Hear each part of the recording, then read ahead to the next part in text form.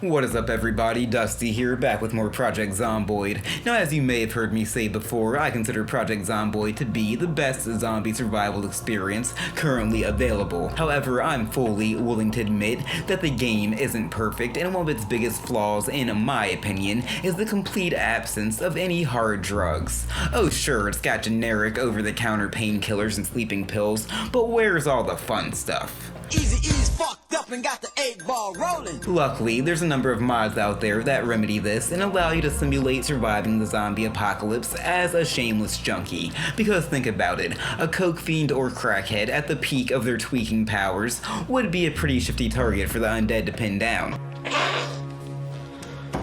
The two main mods I'm using for this are Jigga's Green Fire and Skylar's Drug mod, and I'll link all the mods I use in this video in the description in case you want to try any of them out for yourself. Sadly, there's no traits to allow you to begin your run as a fully fledged addict, but the stoner, alcoholic, and smoker traits seems like a great place to start and fit in nicely with my usual build. Okay, now usually after you've armed yourself and obtained a few other necessities, the smart play is to gather food and start fortifying your base. But with the need to fuel my addictions clouding my judgment, the plan instead would be to beeline to the police station to raid their evidence locker. However, I would find myself getting a bit distracted when I found some acid I'd apparently been saving for a rainy day in my glove box and made the decision to peer through the looking glass.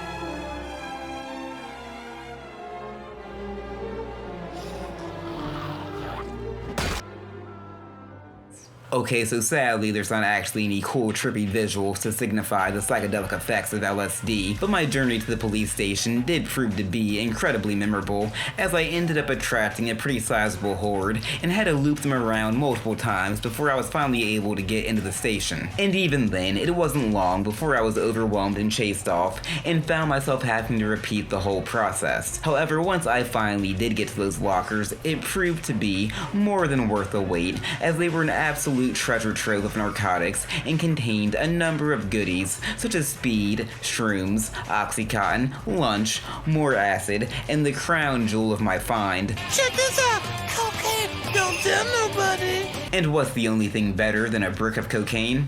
Nah, obviously 2 bricks of cocaine. Seriously, with all the free drugs that were suddenly up for grabs, I'm pretty sure my man here was living his best life. Now the downside was that there was still a sizable number of those mindless munchers outside who were all looking to get a piece of my tasty ass, so after taking the edge off and calming my nerves with a joint I'd found during the start of all this, it was time to make my heroic exit.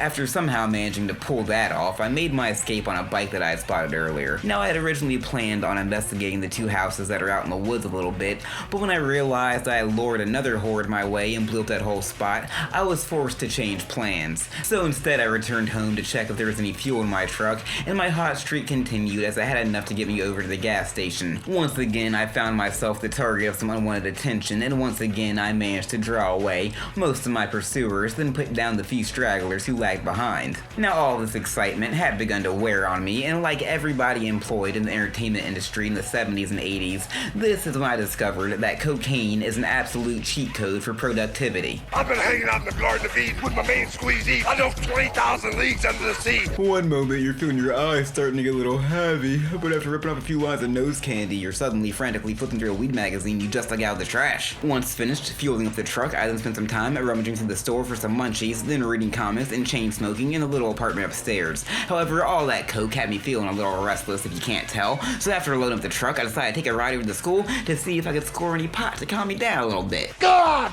I'm pissed now. Now the bad news is there wasn't a single dime bag to be found anywhere in the building, which personally speaking doesn't match up with my high school experience in the slightest. However, the good news is I was able to acquire pretty much everything else, as these Kentucky kids are apparently on some other shit. Seriously, who the hell is bringing crystal meth and crack to school? school. Although considering more than one student was storing a crack pipe in their locker, I suppose that's a question that answers itself.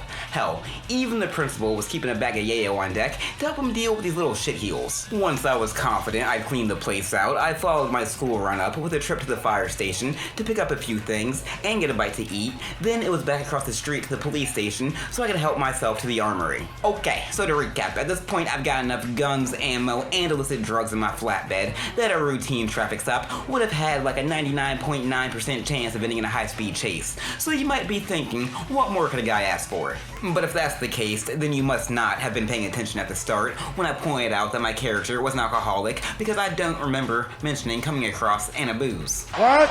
And while sweeping across Rosewood and scouring every cabinet and fridge in town was certainly an option, considering that my favorite dive bar, the Horseshoe, was located nearby in good old Phallus Lake, I decided to go on a coke-fueled road trip instead. And if you're wondering, we're not even 35 hours into the outbreak at this point, so your boy's out here making moves. Alright, so by now I assume you all know the deal. I roll up with a horde on my ass, I draw the majority of them away using my superior big brain tactics, then I work my way through the few who remain so I can eventually get to where I'm trying to get. There was one small tweak to the formula though, because you know what they say, variety is the spice of life, and I had a number of proverbial spices to experiment with. And with the drugs and guns having been my #1 priority, I hadn't actually bothered to pack any food for this trip, and nothing helps you fight off your hunger pangs like a nice fat bowl of meth apparently. Also, fun fact, each time you load up your meth pipe, it counts as progress towards your actual cooking skill, which is absolutely hilarious. Now, that didn't stop me from doing a few more lines of coke when I had the time, because I mean, why the hell not? I've literally got 40 bags of it just chilling in the flatbed. There's no point to let it all sit for some other asshole to claim once I'm inevitably bitten.